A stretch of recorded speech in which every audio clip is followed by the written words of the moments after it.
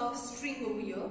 So these practicals we are going to perform in this video, and we are having 7 practicals, and in today's class I will try to cover as much practicals as possible in this video. Otherwise we will make the second part in which I am going to cover the rest of the practicals, right? So let me copy first 3 practicals to my IDE, right? So let me copy it here. So the first practical is write a program to check whether the given string is palindrome or not, right? So before trying to understand the program, let me explain the logic over here, that what exactly the palindrome is. You know, someone is having, say, name Anna. So here, if I read string from this direction or this direction, both of the pronunciation is similar. That means if string and its reverse string both are having equal value, right? So that means those strings are called as palindrome. So palindrome strings are, say, if I am writing P, Q, R, R, Q, P, then this is called palindrome, because even if I read it from start to end or end to start, it will be similar. So can I say that if string and its reverse or reverse of the strings are equal, then that string is called as palindrome, right? So this is the definition for the palindrome of a string. So now let me write a program for that. So for that I am opening my IDE, and inside this IDE let me first add include stdio dot h, then int main, then here return 0. After that I have to take string.h as well, because I can perform this program with using inbuilt function and without using inbuilt functions as well. So I am writing it with using string functions. So first I am taking 2 strings, s1 having 100 and s2 having 100. Now I have to take these strings from user, so that's why I am writing printf. Or I don't want this second string, right? Because I just need to check. So I am telling user enter any string to check. Now how can user enter get s? So here it will be s1. Now let me say this program first, strings. Now how can I do this? So what I am doing, I am taking another string, say rev, right? I am naming it as rev. So what I am going to do, first I am going to copy whatever string entered by user, I am going to copy that same string to rev. How can I copy? I cannot use assignment operator, so that's why I can use strcmp, that is strcpy function to copy one string to another, and it will be copied from RHS to LHS. That's why I have to write, right? So now the value of S1 will be copied to rev string. Now REV and S1 both are having same string. Now I am going to do strrev of the string REV. So I am going to reverse the string, right? So what I have done, if I just tell you the logic over here, what I have done, first I am taking string from user. So first, suppose user is entering say Komal. So S1 will have this value and REV is having some kind of garbage value, right? Now I am doing strcpy of S1 and REV. So what will be done? Value from S1 will be copied to REV. So now after this statement, REV is also equal to Komal and S1 is already Komal. Now both of the strings are similar. Now if I perform strrev over REV string, then what is happening? It will reverse this string, that is LAMOK. So now and again store it back to REV. So my new REV become this. Now how can I check whether it is palindrome or not? If I compare both of the string REV and S1 now, if it gives 0, that means those strings are similar. So I can say the string is palindrome, otherwise string is not palindrome, right? So I hope you guys are understanding the logic. So here what I am doing at this moment, I am having S1 as well as its reverse. So now I am using strcmp comparison, and here I am taking x. So I have to declare x as integer variable. So here int x, right? Now here I am comparing S1 and REV.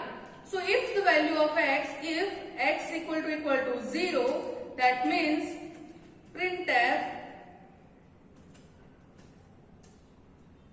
given string is palindrome, right? And let me copy this statement, and here else part, let me paste it, is not palindrome. Let me save this program and check if our assumption of this program is correct or not. So I am entering Komal, so the given string is not palindrome. Okay, now if I just compile it and I am entering PQRRQP, so the given string is palindrome. So this is how we will perform this program. So we are done with the first practical. Now the second practical is write a C program to reverse the input string. Now in the further practical you are going to see that we are going to perform this program even without using default function strrev. So if you want to reverse the string, you can use strrev, but we can also perform this program even without using it. And that practical is going to be performed in this practical list also. So I am going to eliminate this, thinking that we are going to use strrev, and that we have already performed in the string functions video. So I am not going to repeat it. Now the third practical is write a C program to count the number of words in a given string. So what exactly they want? So if I understand the logic, what they are telling me, they are giving me one string, say today is a good day. Now suppose user have entered a string like this, they want us to find number of words. So the answer should be printed for this statement is 1, 2, 3, 4, 5. So number of words in this statement is 5, so 5 should be printed. So they want this. What logic should be applied in order to get this answer? I hope you guys can understand that here each word is separated using a space. So if I count this space, then the number of words equal to space plus 1. So here 1, 2, 3, 4 spaces are there. So number of words equal to number of spaces plus 1, that is 5. My answer. You can You can apply this logic by taking any example. You can see if this logic is correct or not. So I can imagine that it is entire one array, and here I have written today space is space good space day. Please pardon my handwriting over here or representation. So today is a great day. So here it will be having index 0, 1, 2, 3, 4, 5, 6, 7, 8, 9, 10, 11, 12, 13, 14, 15, 16, 17 and 18. And I am giving it name str. So I will check str of I where I ranges from 0 to 18, and I will check if str is equal to space or not. If it is space, I will do space equal to space plus 1, right? So this will be the logic for this video. So let me just erase this and go to my IDE. So now I am having one string S1 for which I am going to find the space. Here instead of X I am writing words, right? So